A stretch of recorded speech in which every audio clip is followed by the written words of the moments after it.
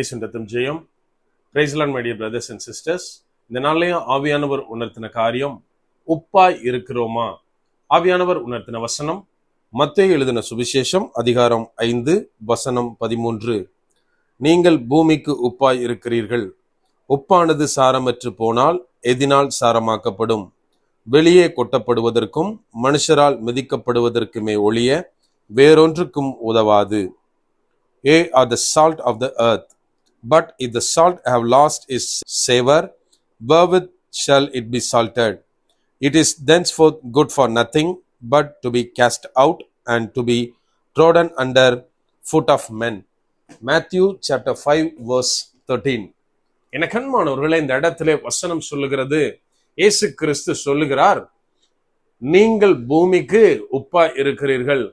உப்பு அதோட தன்மையை இழந்து போனா அது வேற எதுக்கும் உதவாது, மாறாக வெளியில் கொட்டப்பட்டு மனிதர்களுடைய கால்களால் மிதிக்கப்படும் அப்படின்னு இந்த இடத்துல சொல்லுகிறார். நாம் இன்றைக்கு உப்பாய் இருக்கிறோமா? நம்ம கொஞ்சம் யோசித்து பார்க்கணும். நம்ம அநேக நேரத்துல இந்த வசனத்துல நான் உப்பா இருக்கணும் அப்படின்னா, உப்பு என்ன செய்யுது? எல்லா ஃபுட்ல அதோட டேஸ்ட்டை இன்க்ரீஸ் பண்றதுக்கு உப்பு உதவி செய்யுது. அதாவது ஃபுட்ல எல்லா இன்கிரீடியன்ஸும் நம்ம ஆட் பண்ணிடுவோம்.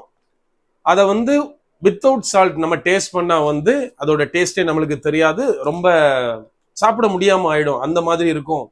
பட் உப்பை ஆட் பண்றப்போ அந்த ஃபுட்டோட ரியல் டேஸ்ட்டை நம்ம என்ஜாய் பண்ணலாம்.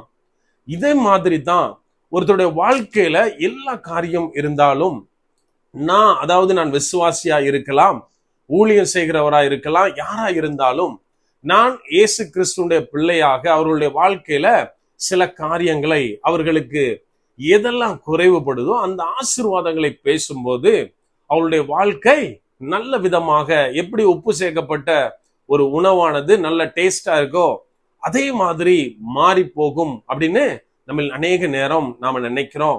எனக்கு அன்பானவர்களே, உப்பை பத்தி ஒரு பழமொழி உண்டு. அதாவது என்ன சொல்லுவாங்க அப்படின்னா, உப்பு தின்னவன் தண்ணி குடிக்கணும் அப்படின்னு. அதாவது உப்பை நம்ம ஒருவேளை சாப்பிட்டுட்டோம், டைரக்டா வாயில போட்டுட்டோம் அப்படின்னா நம்மளுக்கே தண்ணி குடிக்கிற ஃபீலை கண்ட்ரோல் பண்ணவே முடியாது. தண்ணி குடிச்சா மட்டும்தான் சரியாகும். இந்த இடத்துல இயேசு கிறிஸ்து நீங்கள் உலகிற்கு உப்பா இருக்கிறீர்கள் அப்படின்னு சொல்லும் போதுல, நான் உப்பு மாதிரியான ஒரு தன்மையோட இருந்தேன் அப்படின்னா, என்கிட்ட பழகிறவங்க, என்னோடு இருக்கிறவங்க, அவங்க அடுத்து என்ன பண்ணுவாங்க அப்படின்னா தண்ணி குடிச்சுதான் ஆகணும். நம்மளுக்கு தெரியும் இயேசு கிறிஸ்து தன்னை எவ்வாறு சொல்லுகிறார், ஜீவ தண்ணியாக அவர் தன்னை காண்பிக்கிறார். அதாவது அந்த கேனனைட் உமன்ட் அவர் சொல்றாரு, நானே ஜீவ தண்ணீர், என்னை குடிக்கிறவன் மறுபடியும் தாகம் அடைய மாட்டான். சோ இயேசு கிறிஸ்து சொன்னபடி நான் பிறருக்கு, இந்த உலகத்திற்கு, இயேசு கிறிஸ்துவை அறியாதவர்களுக்கு உப்பா இருந்து, அதாவது எனக்குள்ளா இருக்கிற இயேசு கிறிஸ்துவை நான் வெளிப்படுத்தும் போது என்னைய மீட் பண்ணவங்க, ஏன் கூட பேசினவங்க, அடுத்து அவங்க ஜீசஸ் கிட்ட போயே ஆகணும்.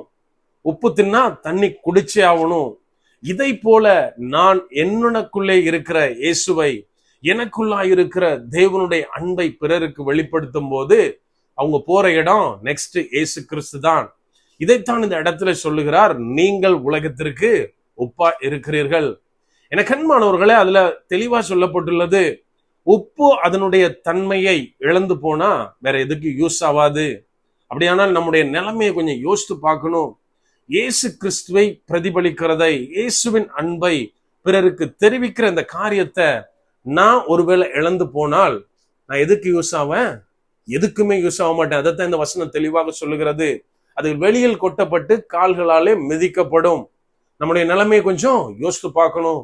ஆகவே என்ன கண்மானவர்களை, நாம் செய்ய வேண்டிய காரியம், உலகத்திற்கு ஏதோ டேஸ்ட எக்ஸ்ட்ராவா காண்பிக்கிற, டேஸ்ட உண்டு பண்ணுகிற உப்பாய் அல்ல, இயேசு கிறிஸ்துவாகிய ஜீவ தண்ணீரை குடிக்க வைக்கிற உப்பாய் நம்ம ஒவ்வொருத்தரும் மாறணும்.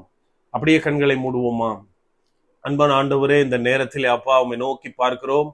ஆவியானவர் நீர் எங்களோடு இருக்கிறீர், அதற்காக நன்றி செலுத்துகிறோம். அப்பா, நீங்க எங்களை உலகத்திற்கு உப்பு என்று சொல்லி இருக்கீங்களே தகப்பனே, அதை போல எங்களுடைய வாழ்க்கை மாற, எங்களுடைய குணநலன்கள் மாற, ஆவியானவரே இந்த நேரத்தில் எங்களை முற்றிலுமா கையளிக்கிறோம் தகப்பனே. நீர் எங்களுக்குள்ளே கிரியை செய்யுங்கப்பா. அப்பா, ஜீவ தண்ணியாகிய கிறிஸ்துவனிடத்தில் ஒவ்வொருவரையும் கொண்டு சேர்க்கிறவர்களாய் நீர் எங்களை மாற்றுங்க. பிறருக்கு உம்மை எடுத்து கூறுகிறவர்களாய் எடுத்து காட்டுகிறவர்களா உமது அண்டையிலே உமது ராஜ்யத்திலே சேர்க்கிற ஜனங்களாய் நீர் எங்களை மாற்றுங்கப்பா. முற்றிலுமா எங்களை தாழ்த்தி ஒப்பு கொடுக்கிறோம். பலப்படுத்தி ஆசீர்வதிங்க. மீட்பர் இயேசுவின் மூலம் ஜெபிக்கிறோம். ஜெபம் கேளும் எங்கள் நல்ல பிதாவே. ஆமென். God bless.